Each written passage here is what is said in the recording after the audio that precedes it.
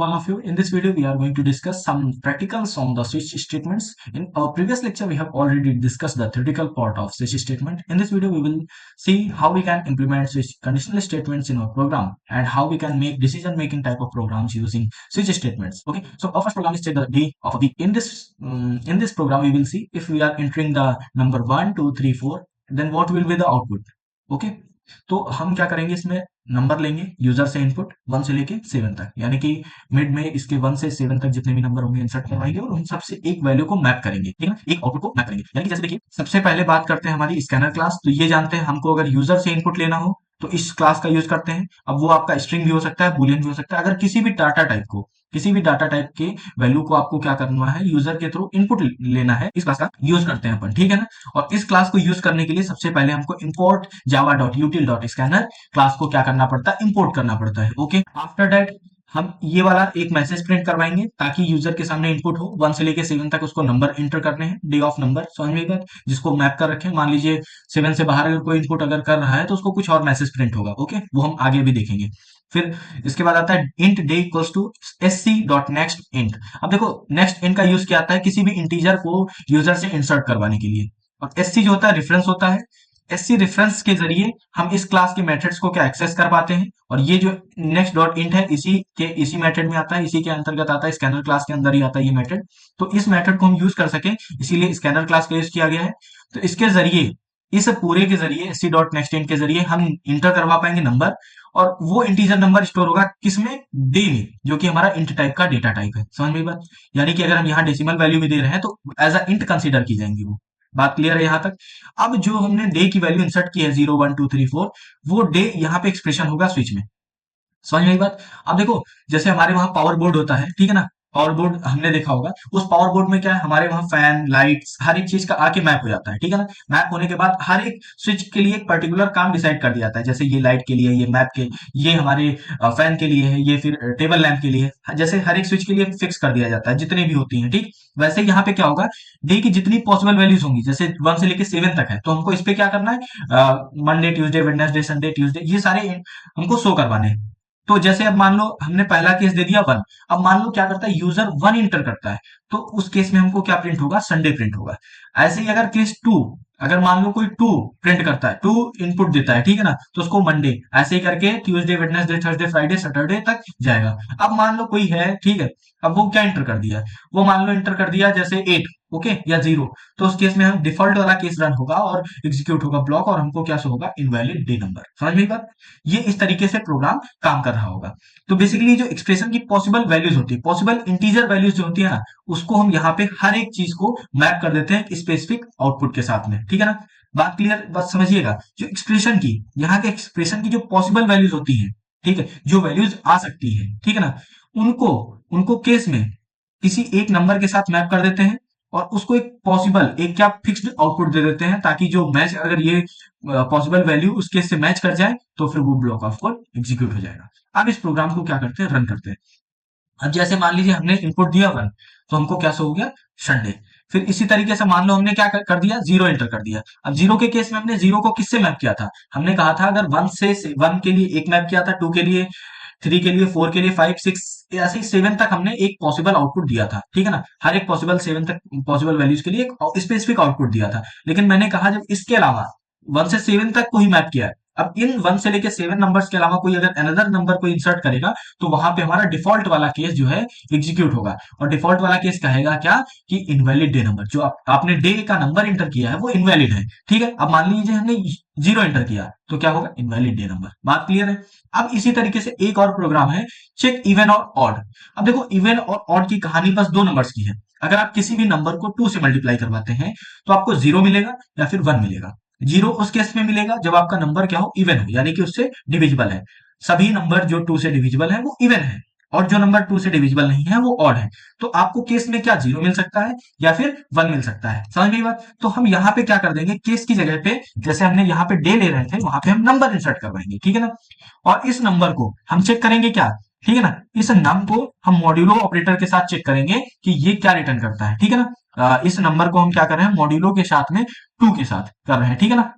अब ये जो हमको कुछ वैल्यू इंटर करेगा, रिटर्न करेगा। अब ये जो वैल्यू रिटर्न करेगा, नंबर इवन है तो ये 0 रिटर्न करेगा, अगर नंबर ऑड है तो 1 रिटर्न करेगा। तो यहाँ पे एक तो बनेगी किसके लिए वैल्यू, हमारी 0 के लिए, ठीक है ना। जब मान लो इसने क्या किया, हमको 0 रिटर्न किया। अब जब इसने 0 रिटर्न किया तो यानी कि केस हमारा 0, यानी कि स्विच 0 वाला वो वर्क करेगा, और ये हमको क्या बताएगा, नंबर हमारा क्या है, इवन है, ठीक है ना, इवन है। बात क्लियर है। अब मान लो ये एक और केस है कि मान लो 1 आ जाए। अब अगर 1 आ जाए तो हमारा क्या हो जाएगा, ऑड हो जाएगा।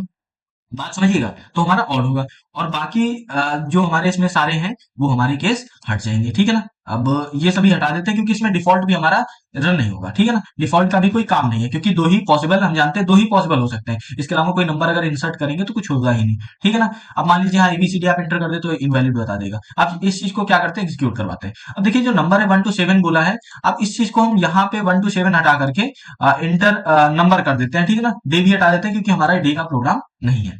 अब हम बेसिकली क्या सिंपल क्या करते हैं, इंटर नंबर। अब जब आएगा तो मान लीजिए हमने 22 इंटर किया। अब 22 को मॉड्यूलो 2 के साथ जब करेंगे, रिमाइंडर आएगा 0, और 0 के लिए हमने क्या मैप किया है, 0 के लिए मैप किया है इवन, ठीक है ना। यानी कि ऐसा मान सकते हैं जो 0 है, 0 को मान लीजिए 0 के साथ हमने क्या इवन कर दिया, इवन, ठीक है। अब इस चीज को हम क्या करते हैं, एक बार रन करवा के इंटर करते हैं, ठीक है ना। मान लीजिए 22 किया, इंटर कर दिया, क्या आना चाहिए, इवन, ठीक है ना। अब मान लो एक बार और इसको इंटर कर एग्जीक्यूट करवाते हैं, इस केस में हम देते हैं 11। अब 11 को जो मॉड्यूलो 2 करेगा ना, रिमाइंडर, रिमाइंडर क्या रिटर्न होगा, 1। आप करके चेक करिए, आप तुरंत चेक करिए, 2 5 जा 10, 1 रिमाइंडर बच रहा है, यानी कि 1 आ जाएगा। तो वहां पे केस हमारा कौन सा रन होगा, 0 वाला रन होगा। पिछले में 2 से हमने 22 को किया था, तो 2 से पूरा डिविजिबल है, रिमाइंडर 0 आ रहा है, तो 0 वाला केस रन हुआ, ठीक है ना। अब इस चीज को हम एंटर कर दिए यहाँ पे, अब देखो क्या है, ऑड, ठीक। तो बेसिकली करना क्या है, यहाँ कंडीशन दीजिए, यहाँ आप कंडीशन देंगे, जो एक्सप्रेशन है बेसिकली यहाँ पे हम कंडीशन देंगे, ठीक, कि कितनी इस चीज की पॉसिबल वैल्यूज हो सकती है, कंडीशन।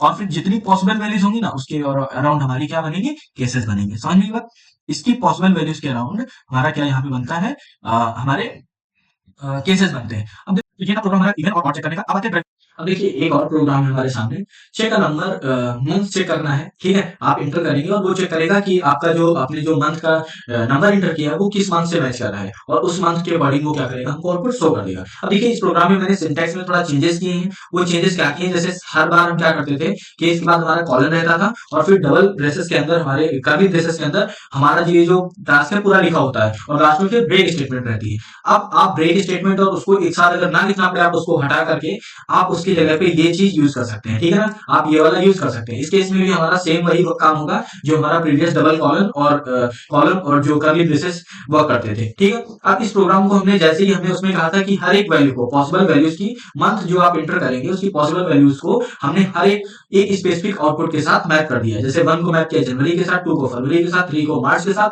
ऐसे ही 12 को दिसंबर के साथ। और मान लीजिए इसके अलावा आप अगर कोई नंबर इंटर करते हैं तो वो आएगा डिफॉल्ट केस में, और जो डिफॉल्ट केस है उसको हमने इनवैलिड मंथ नंबर के साथ मैप कर दिया है। अब जैसे मान लीजिए हम कोई नंबर इंटर करते हैं और वो जो नंबर है 1 to 12 है, अब जैसे 1 इंटर किया तो हमको क्या प्रिंट होगा, जनवरी प्रिंट होगा। इसी तरीके से अगर मैं इसके जगह पे 12 प्रिंट करूंगा तो हमको दिसंबर से होगा। अब जैसे मान लीजिए हमने 0 दे दिया तो इनवैलिड डे नंबर, समझ में बात, सॉरी मंथ नंबर, जो आपने मंथ का नंबर इंटर किया है वो आपका इनवैलिड होगा, ठीक है। और ड्रिवन प्रोग्राम में मैंने वैसे ही बताया था, आप हर एक उसको क्या कर सकते हैं, जैसे 1 to 12 है, अब इसी को आप जैसे यहाँ पे हमने 1 जनवरी किया है, इसको आप ओपन के साथ कर सकते हैं मैप, ठीक है ना। ये यहाँ पे आप मैसेज अपने अकॉर्डिंग कर लीजिए, ठीक है ना, मैसेज अपने अकॉर्डिंग कर सकते हैं। और इसको जैसे ओपन के साथ किया, 2 को करेंगे तो रीनेम के साथ हो जाएगा, ठीक है ना। मान लीजिए रीनेम के साथ मैप करना चाहते हैं, ठीक है ना। फिर इसको हम क्या करना चाहते हैं, न्यू के साथ मैप करना चाहते हैं, जैसे आपने 3 मैप किया तो न्यू हो जाएगा, ठीक है ना। आप मान लीजिए इसको डिलीट के साथ मैप करना चाहते हैं, ठीक है, डिलीट के साथ। इसको क्या इसको किसके साथ मैप कर रहे हैं, इसको मान लो प्रिंट के साथ कर रहे हैं, ठीक है ना, प्रिंट के साथ कर रहे हैं। अब यही हमारे इसमें पॉसिबल कितने केसेस हो सकते हैं, ठीक है ना, इतने हो सकते हैं। अब इसको डिफॉल्ट को हम हटा देते हैं। अब ये 5 केस हमने पॉसिबल ले लिया। जब हम किसी भी ड्राइव पे अपने राइट क्लिक करते हैं तो हमारे पास ऐसे कुछ ऑप्शंस आते हैं, ओपन का आता है, रिनेम का आता है, न्यू का आता है, डिलीट का आता है, ठीक। इस मैसेज को हम हटा देते हैं, inter option number, inter option number, ठीक है ना, ऑप्शन नंबर। और हम ये ऑप्शन नंबर कहां से कहां तक रख देते हैं, 1 से लेके 5 है तो 5 तक रख देते हैं, ठीक है ना, 1 से 5 तक। और मंथ की जगह पे हम क्या कर देते हैं, ऑप्शन कर देते हैं, ठीक है ना, ऑप्शन, ठीक है। और यही ऑप्शन हम यहाँ पे भी क्या कर दे रहे हैं, जो वैल्यू है इंसर्ट फॉरवर्ड करवा दे रहे हैं एक तरीके से। ठीक है ना। अब यही जो वैल्यू है यहाँ पे आ जाएगी। अब इस चीज को हम क्या करते हैं, रन करते हैं। अभी देखिएगा जैसे हमारे पास कई सारे आएंगे, अब 1 से लेके 5 तक। अब जैसे 1 पे इंटर किया तो हमारा ओपन होगी। ठीक, जैसे हमारी ये फाइल वर्क करती है, जैसे हम यहाँ पे राइट क्लिक करते हैं तो हमारे पास आता है ना ऑप्शन न्यू का, और शॉर्टकट ये देखिए बाइनरी बिट मैप इमेज और ये सारा कुछ है। ठीक है ना। ये इसी तरीके से जैसे इस पे हमने कॉलेज पे राइट क्लिक किया, अब देखो हमारे पास बहुत ऑप्शन आ रहे हैं। ओपन का आ रहा है, ओपन न्यू टैब आ रहा है, क्विक एक्सेस। जैसे अब इस पे हमने क्लिक किया, जैसे ओपन पे क्लिक करेंगे तो क्या करेगा, ये ओपन के साथ मैप है। ठीक है ना। ये वाला जो इनपुट है हमारा ओपन के साथ और स्पेसिफिक टास्क होगा, और इसका टास्क क्या होगा कि हमारे सामने नई विंडो ओपन कर देगा। जैसे ये वाला है, ओपन कर देगा हमारे इस फोल्डर को। फिर आता है ओपन इन न्यू टैब। अब देखो इस वाले पे जैसे इसको 0 से असाइन मैप कर रखा है, इसको 1 के साथ मैप कर रखा है। अब इसका एक स्पेसिफिक काम होगा। इसका स्पेसिफिक क्या काम होगा कि ये एक नया टैब हमारे साथ ओपन कर देगा। अब जैसे ये वाला देखो, इसको भी एक स्पेसिफिक मैप दे रखा होगा, काम दे रखा होगा कि इस केस को भी, जैसे अगर ये वाला केस सिलेक्ट करते हैं तो ये हमारा क्या करेगा, नई विंडो ओपन कर देगा। फिर एक आता है कंप्रेस का। अब ये क्या करेगा, अब इसको कई सारी पॉसिबल वैल्यूज दे रखी है। अब इसके अंदर भी केस के अंदर भी केस है। अब वो केस क्या है, जैसे देखो, अब इसके अंदर फिर जाएंगे, जैसे जिप फाइल है और से 7 जेट फाइल है। ठीक है ना, टॉर फाइल है, एडिशनल ऑप्शंस है। अब जैसे कंप्रेस करते हैं तो इसके अंदर हमारी फिर क्या आई, मेन्यू आई। ठीक है। अब जैसे प्रॉपर्टीज पे जाएंगे, फिर प्रॉपर्टीज के लिए एक स्पेशल वो कर रखा है कि आपके सामने एक विंडो ओपन हो जाएगी प्रॉपर्टीज की। ठीक है ना। तो बेसिकली कहने का मतलब क्या है कि इसमें हर एक चीज को ना एक चीज के साथ मैप कर दिया जाता है, और एक उसका एक स्पेसिफिक वर्क होता है। अब जो हम नंबर सिलेक्ट करते हैं, फिर वो मैच करेगा कि इसके ये किस केस से मैच हो रहा है, और वो मैच होगा तो देखेगा उसके अंदर टास्क क्या है, और जो टास्क होगा वो परफॉर्म कर देगा। जैसे 5 करते हैं तो क्या करेगा, प्रिंट करने का काम करेगा, तो आपका जो डिस्प्ले है वो प्रिंट हो जाएगा। ठीक है। अब एक और प्रोग्राम देखते हैं। जैसे ये हमारा ड्रिवन प्रोग्राम, ये वाला भी प्रोग्राम हो गया हमारा, और इवन हो गया, ये वाला प्रोग्राम हो गया, ये वाला भी। अब एक वेबसाइट वाला देखते हैं कि जैसे वेबसाइट आप टाइप करेंगे तो चेक करके बताएगा कि वो वेबसाइट आपकी किस टाइप की है। ये सेम प्रोग्राम है, अपन ने एल्स इफ कंडीशन में किया था, उसमें टाइप भी देख रहे थे, तो सेम अब प्रोग्राम यहाँ पे करने वाले हैं। देखिए मैंने क्या किया है, वो प्रोग्राम यहाँ पे टाइप कर लिया है। ठीक। अब इसमें क्या करना है, जैसे हम वहां पे नेक्स्ट के जरिए क्या कर रहे थे, एक यूआरएल इंटर करवा रहे थे, तो सेम हम यहाँ पे भी क्या करेंगे, यूआरएल इंटर करवाएंगे। उसके बाद यूआरएल का जो लास्ट पार्ट है डॉट के पार्ट वाला, और वो जो पार्ट था वही बताता था किस टाइप का हमारा वेबसाइट है। ठीक है ना, कॉमर्शियल है या फिर हमारी एजुकेशन से रिलेटेड है, गवर्नमेंट है या ऑर्गेनाइजेशन से है। ठीक है ना, ये सारी चीजें होती थी। तो अब हम क्या कर रहे हैं, वो ये जो यूआरएल है, ठीक है ना, इसके डोमेन में हम क्या कर दे रहे हैं, यूआरएल की जो लास्ट वाली है ना, जैसे अपन ने यहाँ पे इंटर किया गूगल। ठीक है ना, जैसे यहाँ पे हम google.com इंटर कर रहे हैं। ठीक है ना। ठीक है। तो ये जो हमारा होता था ना, ये जो होता था हमारा डोमेन नेम होता था। तो इसी के डोमेन नेम में हम क्या स्टोर करवा दे रहे हैं, इस जो यूआरएल है, इस पूरी यूआरएल का जो लास्ट इंडेक्स है, इसके लास्ट इंडेक्स का पार्ट जो है, और उसमें +1, यानी कि +1 मीन्स यहां से यहां तक वाला पार्ट, इस डॉट के बाद वाला पार्ट जो है हम डोमेन नेम में इंटर करवा दे रहे हैं। ठीक है ना, डोमेन नेम में इंटर करवा दे रहे हैं, और डोमेन ना दे करके इसको टाइप में इंटर करवा दे रहे हैं। ठीक है ना, टाइप में, और उसी टाइप की वैल्यू को हम इसमें जो एक्सप्रेशन है उसमें पास कर दे रहे हैं। ठीक है ना, इसमें पास कर दे रहे हैं। अब इस टाइप की कितनी पॉसिबल वैल्यूज हो सकती है, इस टाइप की कितनी पॉसिबल वैल्यूज हो सकती है, कोई कॉम हो सकता है, ऑर्गेनाइजेशन हो सकता है, एजुकेशन हो सकता है, गवर्नमेंट हो सकता है, नेट हो सकता है, नेट दैट मींस नेटवर्किंग वाली। तो इतनी पॉसिबल वैल्यूज हमारी हो सकती हैं। अब ये काम क्या करेगा, इस यूआरएल की एक सब स्ट्रिंग को उठाएगा, यूआरएल की सब स्ट्रिंग को उठाएगा। जैसे ये हमारी पूरी यूआरएल हो गई, इसकी ये एक सब स्ट्रिंग हो गई, ये पूरी स्ट्रिंग एक पार्ट हो गया google.com, https://google.com, ये हमारी पूरी क्या हुई, एक स्ट्रिंग हो गई। ठीक है ना। अब ये क्या करेगा, उस स्ट्रिंग का एक सब पार्ट उठाएगा, सब स्ट्रिंग उठाएगा। वो सब स्ट्रिंग, ये जो है ना, इस यूआरएल का सब स्ट्रिंग डॉट लग के यूआरएल डॉट सब स्ट्रिंग, यानी कि यूआरएल से एक सब स्ट्रिंग उठाएगा। और वो सब स्ट्रिंग कहां से कहां तक होगी, वो यूआरएल के लास्ट इंडेक्स से, लास्ट इंडेक्स कहां, स्टार से, डॉट से, लास्ट इंडेक्स के डॉट से +1 से स्टार्ट होगी। जो +1 है ना, यानी कि +1 से स्टार्ट होगी, यानी कि इस डॉट के बाद से, जस्ट बाद से, यानी कि सी से, COM। अब यहाँ पे सी हो या कुछ भी हो, यानी कि ये यहां से यहां तक इस पार्ट से इसको कोई मतलब नहीं। ये पार्ट स्टार्ट कहां से होगा, जस्ट इंडेक्स के बाद वाले से। ये हमको बताएगा कि जो जस्ट डॉट है ना, उसके आगे वाला पार्ट को टाइप में स्टोर करवा देना है। वो टाइप में आ जाएगा, और वो टाइप यहां जितनी पॉसिबल वैल्यूज है उनसे चेक करेगा। ठीक है।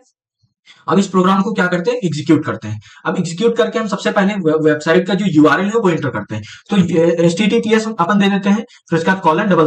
अब गूगल का ही लेते हैं, गूगल का ही ले लेते हैं।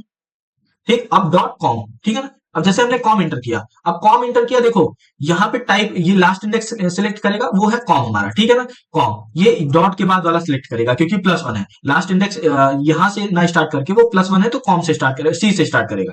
अब कॉम चेक करेगा, अब कॉम की जो यहाँ पे टाइप होगी ना, वो टाइप इसको असाइन हो जाएगा। ठीक, यहाँ पे जो कॉम होगा वो टाइप को असाइन हो जाएगा। यानी कि अब यहाँ पे क्या टाइप की वैल्यू क्या हो गई, कॉम हो गई। अब कॉम किससे मैच कर रही है, कॉम केस कॉम वाले से मैच कर रही है, स्ट्रिंग से।